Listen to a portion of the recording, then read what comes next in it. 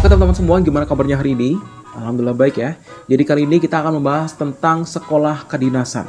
Langsung kita simak videonya.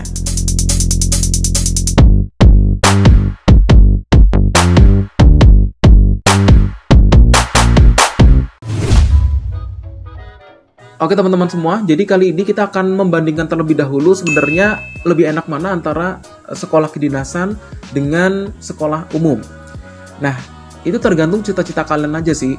Jadi kalau misalnya kalian pengen tidak langsung ingin bekerja ataupun ingin lebih mencari hal-hal yang menantang, mungkin kalian bisa masuk ke sekolah umum ya teman-teman ya.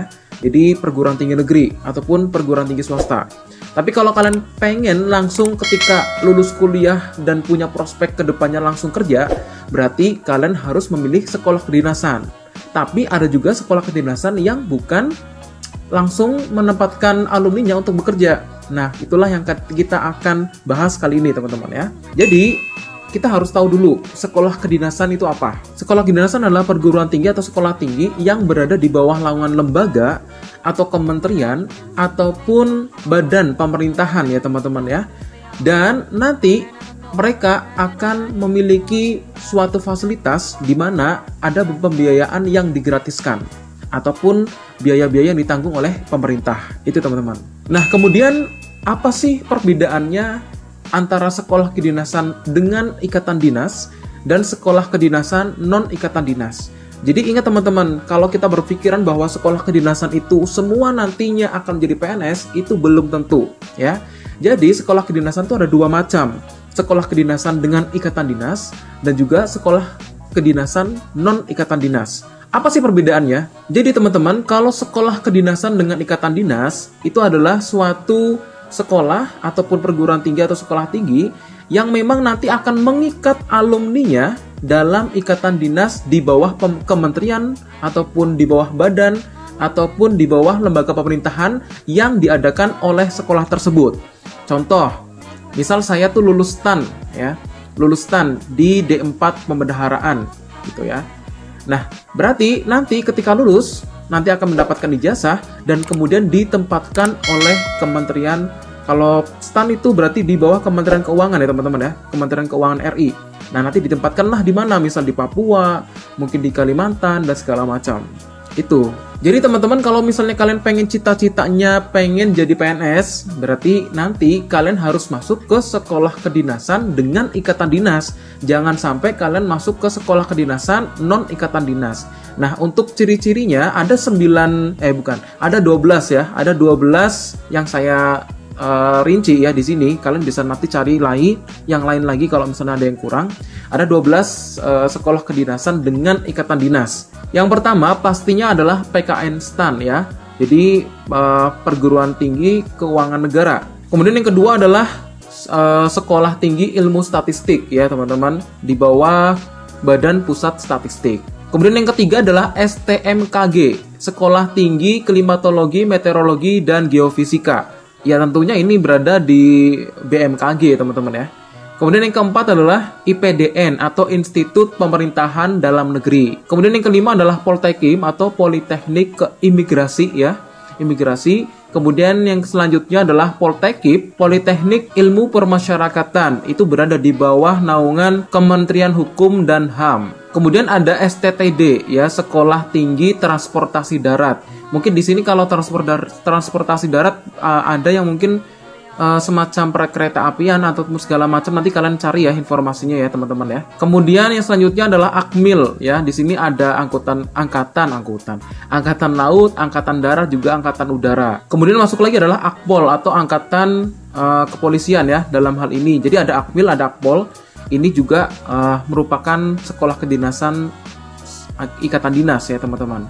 Kemudian selanjutnya adalah Politeknik Gajah Tunggal. Ini adalah sebenarnya politeknik swasta, tapi yang saya tahu juga politeknik ini juga alumninya itu bisa langsung jadi PNS teman-teman. Selanjutnya adalah Sekolah Tinggi Intelijen Negara ya. Di sini kalian bisa gabung untuk menjadi intel ya, ataupun ya mungkin kalau saya belum tahu ya intelijen negara nanti bagian-bagiannya apa aja, kalian bisa searching di Google ya. Terus kita berbicara tentang peluangnya ya, peluang setelah lulus. Jadi gini teman-teman, perbedaannya sebenarnya nggak terlalu berbeda jauh ya. Jadi sekolah kedinasan ikatan dinas ini yang tentunya atau pastinya mereka akan mendapatkan kesempatan yang lebih tinggi karena dia itu setelah lulus akan bisa langsung mendapatkan pekerjaan yang ditempatkan oleh sekolah ya asal mereka. Jadi nanti mereka akan mungkin ya kalau yang saya tahu dari teman katanya ada beberapa sekolah ikatan dinas itu perlu tes lagi untuk bisa bekerja di tempat penempatan ya. Tapi ada juga yang memang langsung ditempatkan. Nah, tapi di sini dalam hal ini kalian otomatis memiliki nilai lebih ya ketika kalian diterima di sekolah kedinasan dengan ikatan dinas karena kalian nggak perlu repot-repot mencari pekerjaan karena sekarang sudah direkomendasikan oleh sekolah asal kalian. Dan tentunya kalau misalnya kalian langsung ditempatin, otomatis kan berarti kalian akan langsung mendapatkan gaji atau mungkin kalau di sana ditempatkan karena ada ikatan dinas pasti mendapatkan rumah dinas, ada fasilitas itu. Kemudian banyak tunjangan-tunjangan yang kalian dapatkan per bulan, sama seperti pegawai negeri biasa, teman-teman. Jadi kalian akan mendapatkan tunjangan. Kalau misalnya kalian kinerjanya bagus juga bisa naik pangkat ataupun naik golongan seperti itu, teman-teman. Nah, sedangkan kalau lulusan untuk sekolah kedinasan non ikatan dinas tidak memiliki ikatan dinas, perbedaannya hanyalah ketika mereka lulus, mereka akan mendapatkan ijazah seperti biasanya. Dan ketika mereka ingin mendapatkan atau dapat menjadi seorang PNS, mereka pengen jadi PNS nih teman-teman ya, berarti mereka harus mengikuti seleksi bersama ya. Jadi seperti mereka ikut mengikuti CPNS biasa gitu, sama seperti orang-orang umum mendapatkan atau mengikuti tes CPNS itu. Jadi sebenarnya nggak ada jaminan ya ketika dia tuh sekolah kedinasan kemudian daftar PNS, mendaftar CPNS langsung diterima, itu enggak, karena mereka memiliki peluang yang sama seperti orang-orang umum, teman-teman. Itu kalau sekolah kedinasan non ikatan dinas. Lalu kenapa nih alasannya? Kenapa kita harus memilih sekolah kedinasan dengan ikatan dinas? Jadi ada beberapa fasilitas yang kalian dapatkan selama pendidikan, teman-teman ya, dan juga setelah pendidikan terutama. Yang pertama, sekolah kalian akan dibiayai semuanya atau dibiayai pemerintah secara gratis. Kemudian yang kedua adalah kalian juga berpotensi mendapatkan uang saku. Nah, tapi ada beberapa perguruan tinggi dengan persyaratan tertentu ya, teman-teman ya. Kemudian yang ketiga, kalian juga berpotensi ataupun memiliki kesempatan untuk ditempatkan di asramanya. Jadi kalian nggak perlu bayar kos, gitu kan. Mungkin kalau misalnya orang tua kalian tuh bingung, nanti tinggal di mana gitu. Kalian nggak perlu mikirkan itu karena sekolah kedinasan ini itu sudah menempatkan asrama, teman-teman. Kemudian yang keempat, biasanya buku-buku ataupun literasi yang mereka gunakan itu dipinjemin, jadi nggak perlu beli. Karena semua sudah tersedia, mereka tinggal pakai. Jadi nanti bisa tinggal dipinjemin kemudian dipakai untuk adik kelasnya lagi gitu. Jadi kalian nggak perlu beli buku lagi gitu. Dan yang kelima, enaknya adalah setelah lulus kalian bisa langsung kerja, nggak repot-repot ngelamar kesana kemari, teman-teman. Nah, itulah jadi keunggulan sekolah kedinasan dengan ikatan dinas itu memiliki perbandingan yang sangat jauh ya dengan sekolah kedinasan non ikatan dinas. Nah, kapan sih Kak kalau sekolah kedinasan ini dibuka gitu ya? Ya sebenarnya sama, karena sekolah kedinasan ini sebenarnya memiliki jadwal tertentu ya, walaupun sekolah kedinasan dengan ikatan dinas ini memiliki persyaratan-persyaratan yang hampir sama seperti persyaratan-persyaratan ketika orang umum mendaftar CPNS, teman-teman. Karena yang pertama, dia harus melakukan pendaftaran, dan pendaftarannya itu ada gelombang-gelombangnya ya, teman-teman ya. Jadi kan kalian tuh harus bisa melihat jadwal kapan nih pembukaan sekolah kedinasan dengan ikatan dinas ini. Jadi untuk alurnya yang pertama pastinya ada pendaftaran gitu ya. Kemudian yang kedua adalah seleksi administrasi. Nah, seleksi administrasi itu kalau mungkin persyaratannya kan berbeda-beda ya dari setiap tahun gitu ya. Itu yang dibutuhkan pastinya ada nilai rapot, kemudian nilai kalau misalnya ada ujian sekolah ya dipakai gitu kan, kemudian ijazah. Nah, segala macam, kemudian foto. Nah, nanti kemudian upload atau submit ke webnya mereka seperti itu. Kalian harus melakukan itu.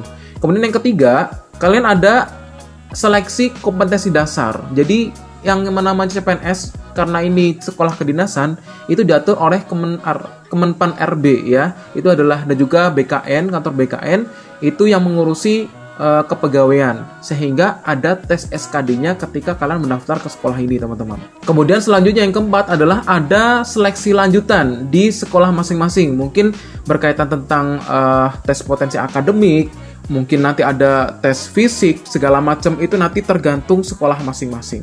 Nah, jadi itu teman-teman ya, alasan kenapa kita memiliki pandangan bahwa sekolah kedinasan dengan ikatan dinas itu lebih memiliki prioritas lebih utama dibandingkan dengan sekolah kedinasan non ikatan dinas maupun dengan sekolah perguruan tinggi negeri ataupun swasta yang ada di Indonesia ini. Nah, jadi buat kalian yang prioritasnya pengen langsung kerja dan nggak pengen capek-capek mikir-mikir untuk lamaran pekerjaan, berarti kalian harus bisa berusaha untuk bisa masuk ke perguruan tinggi dengan sekolah kedinasan ikatan dinas ini. Tapi ingat, yang namanya masuk ke sekolah dinas ikatan dinas ini itu nggak gampang, teman-teman ya. Jadi kalian kalau misalnya pengen daftar di sekolah kedinasan ikatan dinas ini, kalian harus bisa mempersiapkan diri dengan baik. Terutama kalian harus bisa belajar. Belajar dari mana? Kalian bisa belajar dari modul-modul yang dijual di pasaran, teman-teman. Mungkin saya bisa menyediakan buku-buku yang recommended nih ya. Ada di link di deskripsi. Silahkan kalian cek aja. Siapa tahu kalian tertarik untuk membelinya dan kalian bisa mengoleksinya, kemudian dipelajari. Nggak cuma dikoleksi doang, tapi dipelajari, teman-teman ya. Kayak apa nih? Misal kalian mau masuk STAN. Oh, berarti kalian beli buku modul STAN. Kayak apa nih modul-modulnya gitu kan. Kemudian ya semacam itulah, nanti kalian akan saya sediakan linknya di sini ya. Itu ada beberapa link yang bisa kalian beli di situ. Maksudnya bukunya gitu ya. Kemudian yang ketiga, kalian kalau misalnya mau lebih mantep lagi nih, kalian harus ikut kursus, teman-teman. Kursus apa? Kursus untuk bisa masuk ke sekolah tersebut. Misal kalian mau masuk STAN. Oh, soalnya kayak apa ya? Kalian harus cari kursus-kursusan yang memang menyediakan tempat-tempat tertentu nih. Tempat-tempat yang memang mengajari trik-trik khusus untuk bisa masuk ke STAN. Kalau misalnya kalian mau masuk ke BMKG misalnya, sekolah BMKG, STK MKG ya. Nah, jadi Sekolah Tinggi Meteorologi, Klimatologi, dan Geofisika, kalian harus bisa mencari contoh-contoh soalnya dulu. Kalian harus pelajari dulu nih triknya apa ya kira-kira. Yang keluar tuh soalnya kayak apa ya. Jangan sampai kalian belajarnya apa, yang keluar apa. Itu teman-teman ya. Jadi itu dulu untuk teman-teman gambaran secara garis besarnya. Silakan kalau kalian pengen beli bukunya, nanti akan saya sediakan linknya di deskripsi ya.